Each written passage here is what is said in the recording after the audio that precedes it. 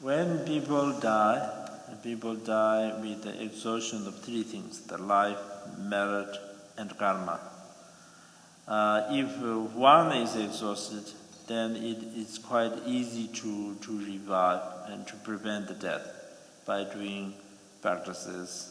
For instance, if the life is exhausted, then by doing long life deities practices, releasing life, and so on. Okay? And if two are exhausted, and then it is more difficult to prevent death. But if all three are exhausted, then it is impossible to prevent the death. So that one have to die. So when you die, it is said that there are two kinds of persons that will not go to the bardo. Bardo means like intermediate state. The intermediate state between this life and the next life. And there are two kinds of persons that who do not go to bardo. Is the ones who are very advanced in practice.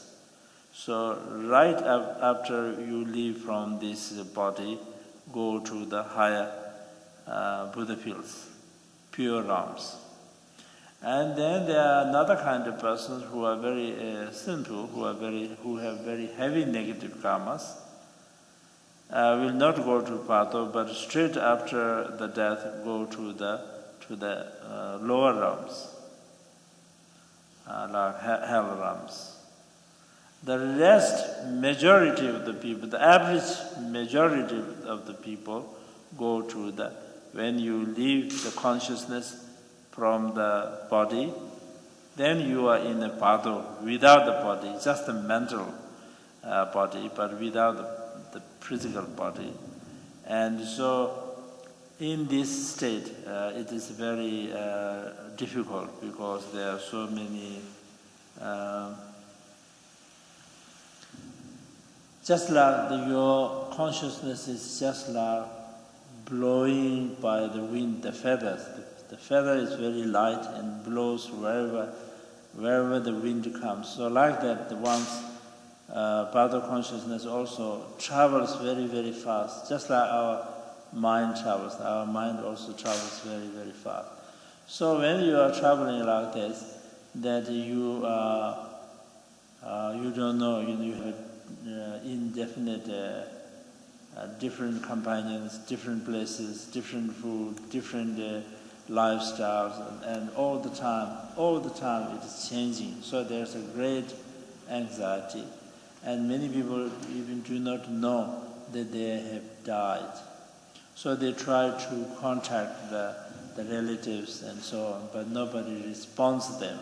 And since there is no physical body, you no bounding with the physical, it's only mental state, and that also very kind of subtle ways.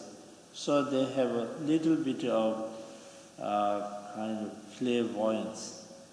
So what other people think also it knows, and it affects them. If the other people sort of neglect them, ignores them, and do not take care of them, and to think badly about the deceased ones, then it affects them and they get very agitated.